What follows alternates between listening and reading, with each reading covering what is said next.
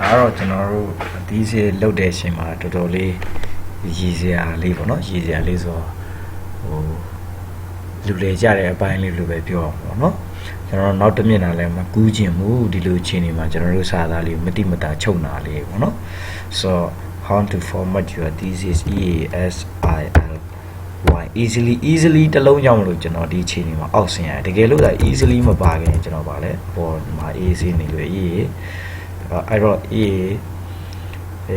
SIL easily ပေါ့နော် easily တလုံးအားဒီမှာနောက်တစ်ကြောင်းဆင်းစီတယ်အဲ့တော့ကျွန်တော်ကဟုတ်ပြီဆိုကျွန်တော်နည်းနည်းလေးချုံလိုက်တယ်ပေါ့နော်ဒီဟာနဲ့ပတ်သက်ပြီးအဲ့တော့ easily လေးလဲဟိုပါပြောအဲ့တော့ကျွန်တော်ဒီကြောင်းကိုဆက်လက်ပြီးရပေါ့နော်ဆက်လက်ပြီးကျွန်တော်ဘာလုပ်မလဲဆို home ကိုသွားတယ်ကျွန်တော် font ကိုဝင်တယ် font ကိုဝင်ပြီးကျွန်တော်ဘာလုပ်မလဲဆို advanced ကို click လိုက်တယ်ပြီးရင်ကျွန်တော် spacing normal ကိုကျွန်တော် condense လုပ်ကြည့်မယ် condense ဘယ်လောက်လုပ်ကြည့်မလဲဆိုချုံကြည့်ရပေါ့နော် okay နှိပ်ကြည့်လိုက်မယ်ဟာ easily အထက်ဝင်သွားပြီကျွန်တော်ဒါဆိုရင်တော့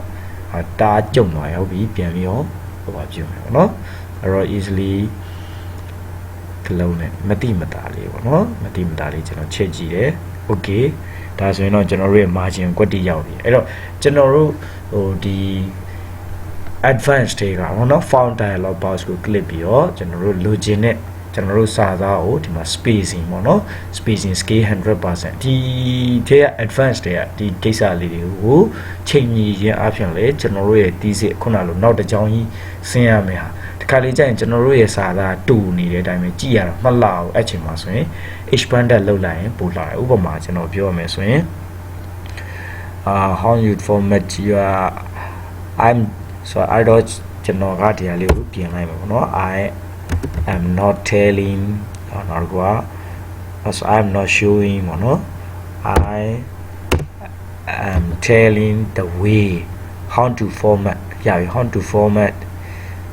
ပါပဲကျွန်တော်ဖြတ်လိုက်ပါဥပမာပြီးရင်ကျွန်တော်ဒါကိုစွန့်တော့ချုံထားတာ context လောက်ထားတာ the way လို့ရေးချင်တာပါเนาะတကယ်တမ်းတော့ the way အဲ့တော့ကျွန်တော်ချုံထားတာပေါ့เนาะချုံထားတာကိုကျွန်တော်မချုံဘူးလောစင် normal ပြန်လောက်လိုက်မယ် condense normal လုပ်လိုက်ပဲ normal ဆိုရင်ကျွန်တော်ဒီချင်းနေရပါတော့ဒီချင်းနေရမလောက်ကျွန်တော်ဒီနားထိဆုံးနေတာဆိုတော့အဲ့လိုချင်းနေမှာဆိုရင်ကျွန်တော်တို့က select ပေးလိုက်တယ်နည်းနည်းလေးချဲ့ချင်တာပေါ့နော်အဲ့ဆို h band လောက်ကြည့်မယ်ကျွန်တော် spacing ဆိုတော့ h band ကိုကျွန်တော်နည်းနည်းလေးကြီးကြည့်မယ် 1.3 ဟုတ်ပြီနော်အာကြီးသွားပြီအဲ့ဆိုဒါနဲ့မတိမတာကြီးတာဟိုမှာတော်တော်ကြီးတိတိတတ်တာဖြစ်သွားတယ်ဒါတော့တခါလေဒီလောက်လေးလောက်တာတော့လောက်လို့ရပါတယ်ပေါ့နော်ဟိုformat ကြီးအတိအကျကြီးဆိုပေမဲ့လည်းကျွန်တော်တို့နည်းနည်းလေးညာညှိယူတဲ့သဘောပါဗျာဆိုတော့နည်းနည်းလေး h band လောက်လို့ရတာ h band တော်ဖြစ်သွားတဲ့သဘောရှိရကျွန်တော် normal လောက်ပြီးတော့မှကျွန်တော် select ပြန်ပြီးဒါ normal ဟုတ်ပြီကျွန်တော်တို့ h band လောက်မယ်ပေါ့နော် h band တဲ့1 pixel 1 point ပေါ့နော်1 point လို့ပြောချင်တဲ့သဘောဆိုတော့ဒီလိုမျိုးကျွန်တော်တို့လုပ်လို့ရတယ်เนาะအဲ့ဒါမှကျွန်တော်ဟုတ်ပြီဒီကောင်ကျွန်တော်ပြန်ချုပ်မယ်ပေါ့ဗျာ h band နဲ့ condense ပြန်လုပ်မယ်ဗျာအဲ့ဒါနဲ့ condense ကို 1.2 ဖြစ်တယ်ဆိုတော့ဒါဆိုရင်condense လုပ်တယ် h band လုပ်တယ်ဒီကိစ္စလေးနဲ့ပဲကျွန်တော်တို့ကတချို့ကိစ္စလေးတွေကိုအဆင်ပြေသွားစေတယ်ပေါ့เนาะဆင်ပြေသွားစေဒါကတော့ပြောပြတာပါကျွန်တော်တို့ပြီးစစ်မှာတခါလေကျွန်တော်တို့နောက်တစ်ကြောင်းလဲမကူးကျင်တော့ဘူးဆိုရင်ဒီလိုမျိုးပေါ့နောက်တစ်နည်းကတော့ပါလဲဆိုကျွန်တော်တို့မစီမဆိုင်စကားလုံးတွေတခြား ways နဲ့ရေးတာပေါ့နော် I'm not showing you with writing thesis ဒါကျွန်တော်ဗာရေးချင်တာမသိလိုက်ဘူးဆိုတော့လည်းအချိန်မှုတူနေကျွန်တော်ရေးလိုက်တယ်ဆိုပြောချင်တာက thesis ဘယ်လိုရိုက်လဲဆိုတော့ပြောချင်တာSo I'm not showing you how to write this thesis လို့ရေးရမှာပေါ့နော် how to write